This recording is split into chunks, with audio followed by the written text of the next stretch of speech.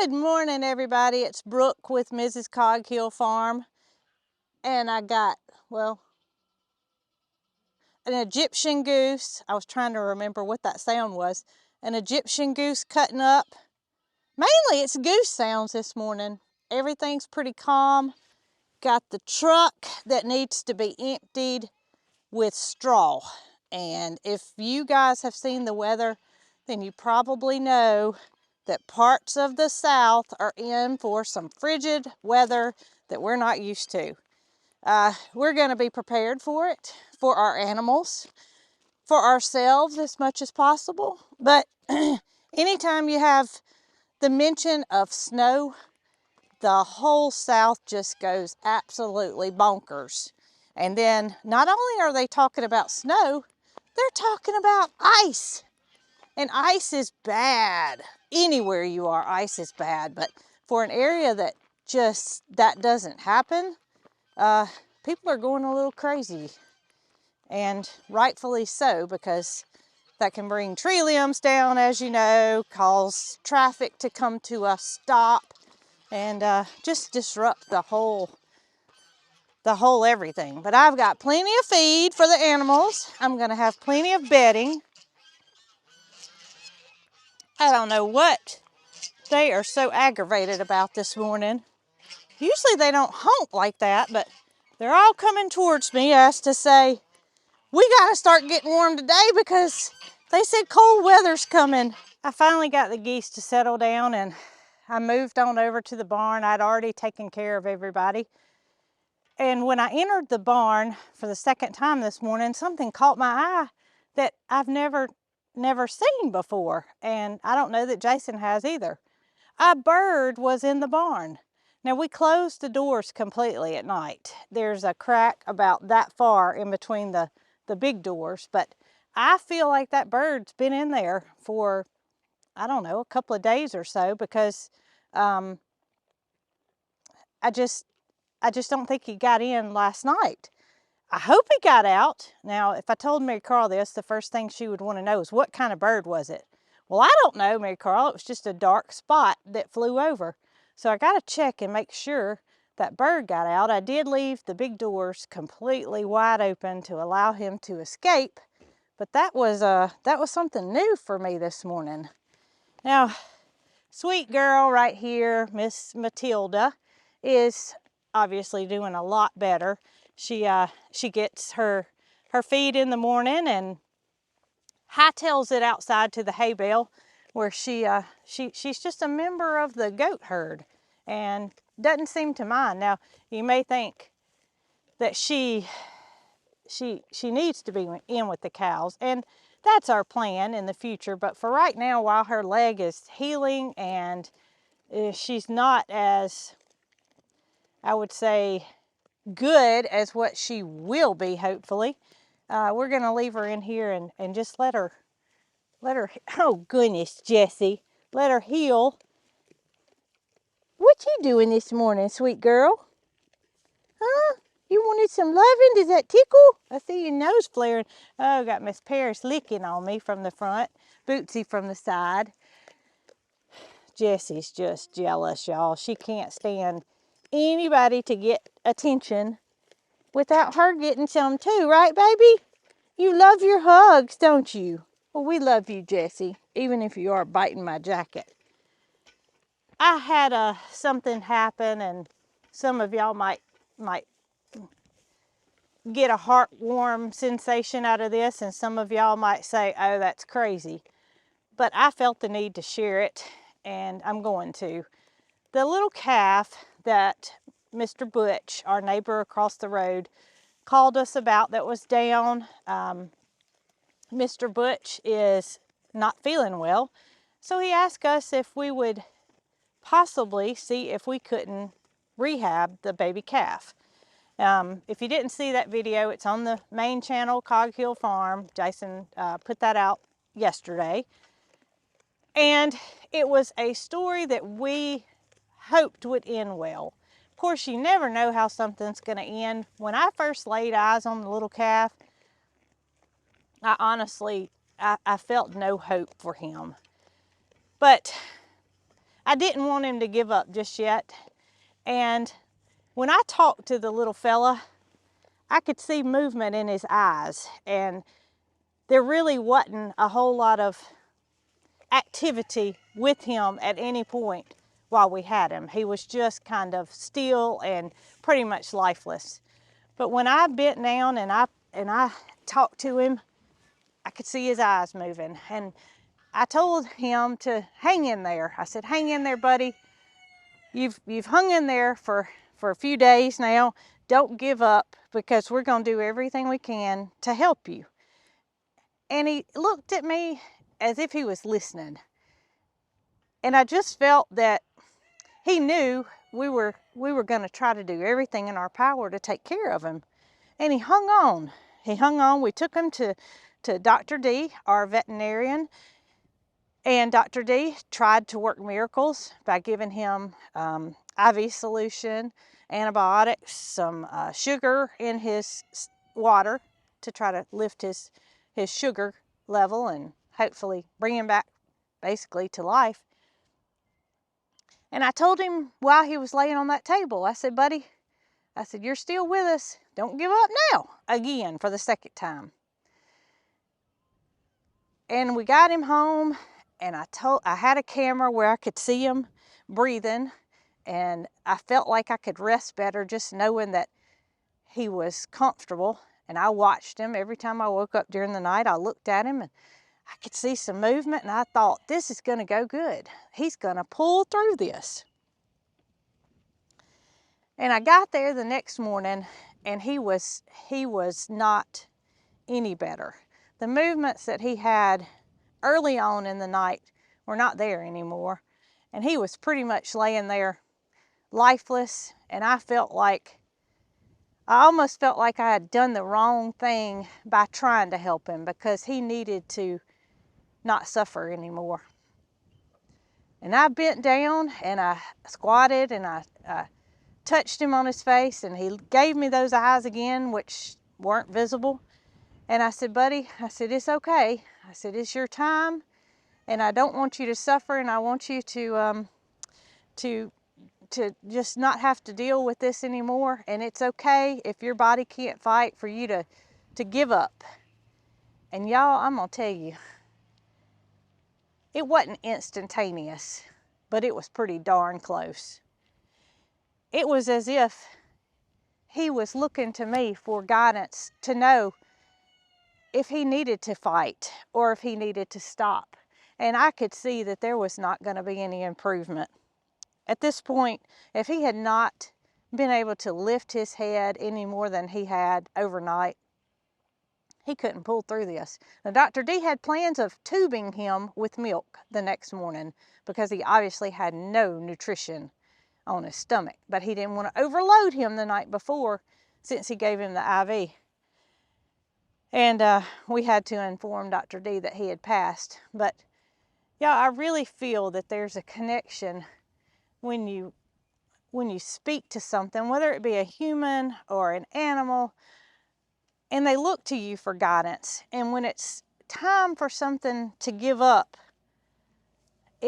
it's just time. I mean, I don't know that what I said had anything to do with him realizing that he couldn't fight that battle. But I like to think that I gave him peace in knowing that it was time, and he was not going to be able to overcome the illness and what he had going on in his life. So I just wanted to share that with you. Some of y'all, like I said, may think that's a little silly, but to me, it's something that I'll hold with me, and knowing that Jason and I, Dr. D, Catherine, we all did our best. We all did everything we could to try to save a life. So before I go, I haven't checked on the chickens. I've taken care of everything else. Chickens always have feed, always have water, so they're not pressing. But their hay bale's getting a little bit low. And I'm not putting a new one over here until the cradle is to where it can hold another one. But y'all look at this crew. I mean, all the way around, they are utilizing space. Even Matilda on the backside, putting weight on her leg, mind you. Look at you, big girl, putting weight on that leg. We're so proud of you. Yes, we are. Had to put another hay bale in with the cows. They're going through it mighty fast. Now Tater, she's still over here in the area where I fed, but you can see Moody and Mildred wasted no time getting to their fresh new bale of hay that I put in there yesterday. I'm gonna go check on the chickens. Miss Laura, you so beautiful. What you doing this morning? You got some hay caught in you. Yeah, sweet girl. And little Bo Peep, she wants a little camera time this morning. Yes, she does, Bo Peep. Laura, sweet little Laura with her little wattles hanging down. As I'm heading to the chickens, it jogged my memory that we had a special visitor come by yesterday, and that was Caden. Caden is a young man that has been helping us on our farm, and he had a motorcycle accident, a dirt bike. He has an injury to his foot that required some surgery, but his mom was able to bring him by yesterday for a quick visit and a chat, and he was so appreciative of all the cards that you guys sent him, telling him to take his time and recovering, and we appreciate him. So I just wanted to share with y'all that he appreciates that, and he's gonna recover, and that boy's gonna be back to work in little or no time, no doubt. He has such a strong will to recover, and plus he's a teenager. We all know that teenagers heal fast, and no doubt he'll be right back over here in ample time. In the meantime, look at the cover crop behind me. Do y'all see that? Jason planted this cover crop. It's been a bit now, but it was slow to take off, and initially we didn't see many results, but since we've had a couple of rain showers, you can see that the 2 plots that he planted in cover crops have really taken off. Now this is just a mixture, a hodgepodge of different things that will add nitrogen to our soil and allow our gardens to be even better. Well, good morning, everybody. I have no doubt that I know what you're waiting on. I know what you're waiting on. Y'all are rotten. You got a whole feeder full of feed over there, but this corn is somehow superior to your laying pellets. All right, I gotta be careful getting over this fence. I tell you, even the most agile of bodies can get hung up in that thing, and it's not a good ending when that happens. All right, chicken cam. Got y'all going. Everybody wants to see y'all have your breakfast. I don't like anybody watching me eat, but you girls don't tend to mind. Okay, I'm getting there. Guess what? I picked y'all up another bag. So during these cold temperatures that are supposedly heading this way, you can warm your body up even more. Cheese is showing how big he is this morning. And y'all can see Cheese eats the corn right along with them. There is no discrimination happens when it comes to corn time. Everybody wants some. I don't know how many eggs I'm gonna get today, but I can hope that it's enough for me to prepare Jason some breakfast. He has been working with some cast iron pans. He's reseasoned some that I use, and I'm gonna be honest with y'all, the only thing that I have previously used my cast iron for is cornbread.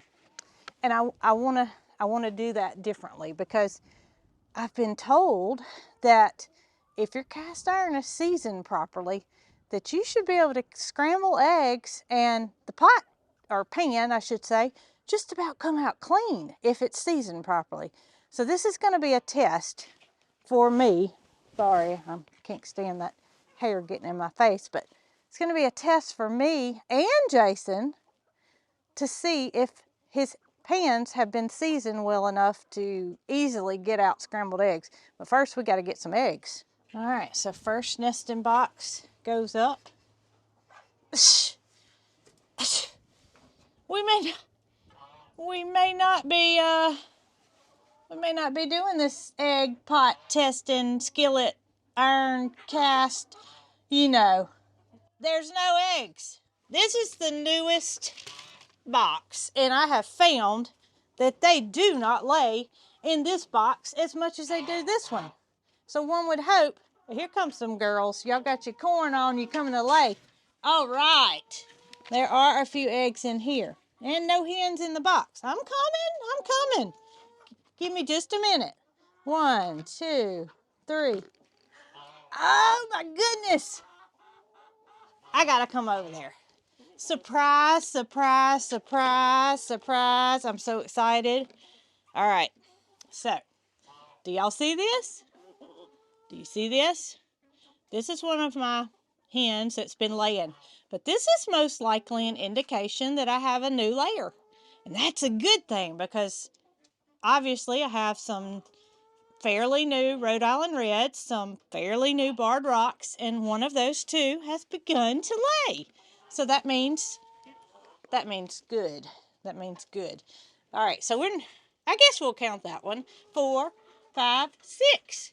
And that is enough to make Jason some scrambled eggs this morning. Good job, ladies. I was beginning to doubt your efforts. Geez, it's never too cold to get in the pool, is it, buddy? I just got that pool cleaned out and he's already muddied it up, but that's okay. It's his pool. He can do what he wants to. When we get in the house, I'm going to crack this new egg open because a lot of times when a chicken just starts to lay an egg, it may not even contain a yolk. There may just be white in there in it. It's just the beginning of their egg laying. So I'm interested to see if this one actually contains a yolk or not. Sometimes it's just a dot of yolk. But needless to say, there is a new lady that has began her egg laying. I'm not going to say career. I'm going to show you guys first the cast iron skillet that Jason has re-seasoned for me. To me, it was good enough for cornbread. My cornbread never stuck, but it needed to be re-seasoned, especially if I was going to cook something other than cornbread.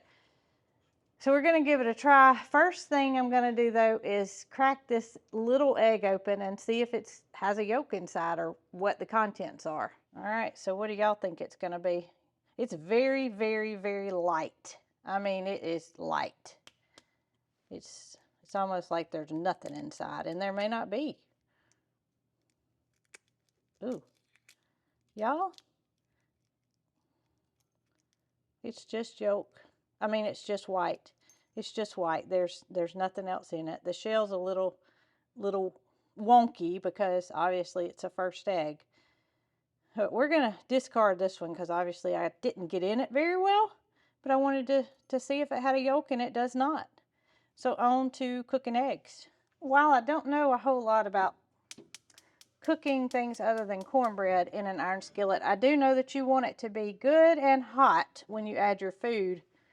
That way it will help it to prevent sticking. So I'm gonna go ahead and turn my skillet on, turn my burner on, I should say, while I get eggs cracked. Let's look at our eggs and see how well our girls are doing with the color of their yolks. Yes, yes, yes. They are very, very vibrant orange, which is a characteristic of a free-range chicken egg, meaning they have access to the outside.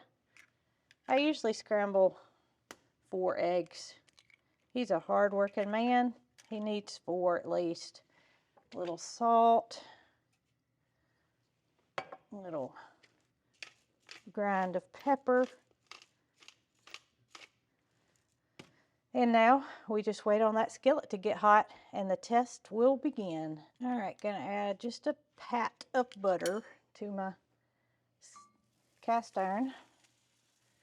Move it around a little. We can see that pan is very hot. From what I've read and been told, you want your food to start cooking immediately. So let's see. Oh yeah, that's definitely. Oh my gracious.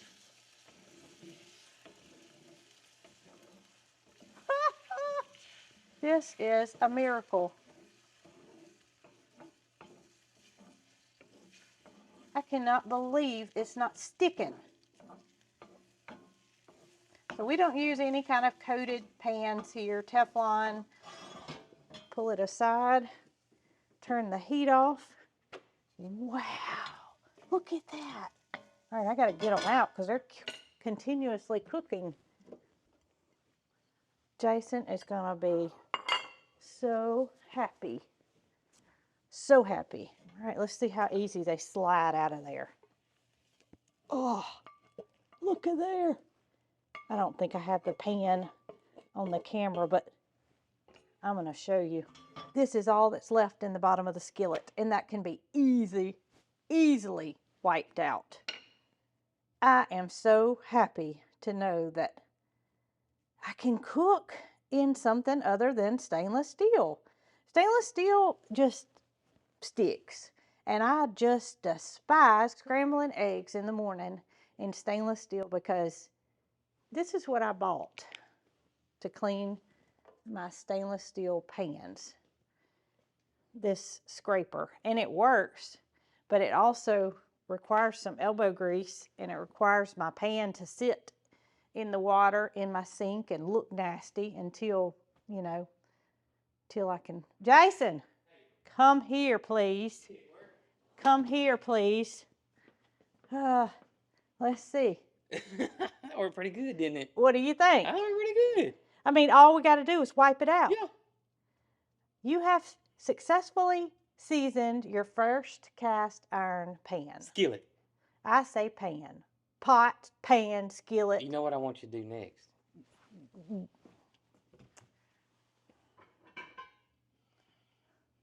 So I got these done.